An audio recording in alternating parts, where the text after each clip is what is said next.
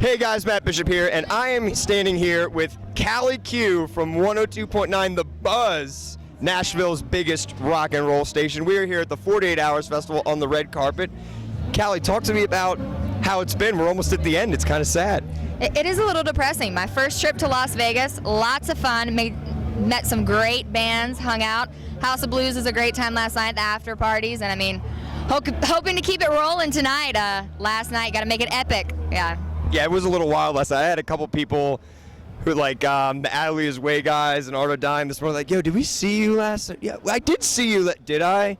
And I'm like, yeah, bro, yeah, you did. Yeah, you did. We had shots at the bar. Do you not remember? I remember. Yeah, absolutely. No, it's pretty crazy. But everybody's so friendly, and everyone's been making fun of me because I've been talking about how nice everyone is. I was like, I feel like everyone's my best friend here, and there's no strangers. It's been a good time. Well, I think that's kind of, I mean, we were talking earlier today about how we just kind of feel like this is like a family atmosphere, and I guess that's kind of what you're talking about. Everybody's just like, oh, hey, I know these guys, and we toured with them, and I interviewed them, and it's just, everybody knows everybody. It really is, and I think maybe the bands are kind of in that family kind of reunion mode, like, party, it's Las Vegas, and that they're bringing that to the interviews and everybody else that they're around. They're just turning it on and keeping it on. So it's definitely a lot of fun for fans and the media and that sort of thing. It makes it a lot easier for interviews and being around them and talking with them and working with them on that sort of stuff. So. Now, enough about Vegas for a minute. I want to talk about Nashville. All right. Now, everybody always says, you say Nashville, what does everybody think? Oh, you got that country music down there, huh? It's terrible. There is quite a rock and roll scene down in Nashville, and you guys are kind of right in the middle of it. You're one of the premier radio stations for rock. Talk to me a little bit about how the scene is kind of growing down there, and it's not really just, the country music, Grand Ole Opry experience that everybody kind of stereotypically thinks. Yeah, it really has, especially the past couple years. Rock has made a huge growth in the Nashville area, and I think a lot of it is a lot of the songwriters have been kind of testing the waters in both country and kind of rock, and it's just become like a melting pot for musicians and artists everywhere. I mean, Evanescence, they were staying in Nashville, and they've been working on their record. 3 Days Grace were in Nashville for a while, and Three Doors Down, writing and working with artists and songwriters and that sort of thing. So it's definitely become a hot spot. It's really easy city to get around. Everyone's very friendly. The South, of course. Come on now. So I mean, it's just a nice kind of homey spot, and rock's grown. The shows are better. We're getting a new kind of rock venue.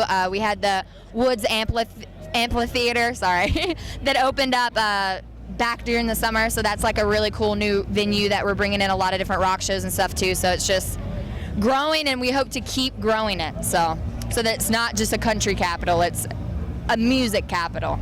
So.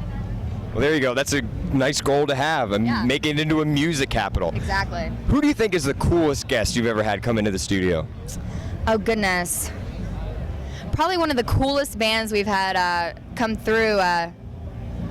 Blackstone Cherry was a really, really just cool, down-to-earth, some of the nicest guys. And I feel like talented as well. Very, very talented guys. Really enjoyed talking to Godsmack. I personally have not had them come through the radio station, but that was really neat. Just kind of, they're Godsmack, that sort of thing. So we've had some good bands come through. 10 years, those guys are really cool. They're hilarious. Tennesseans, they're really funny, fun.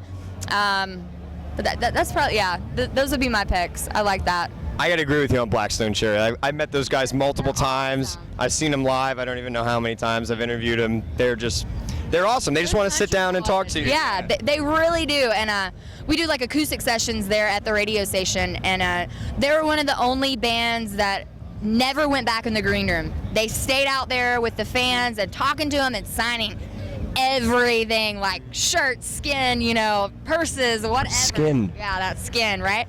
And they were just so nice. You would have thought that, they'd been best friends with everybody since high school or something. It was great.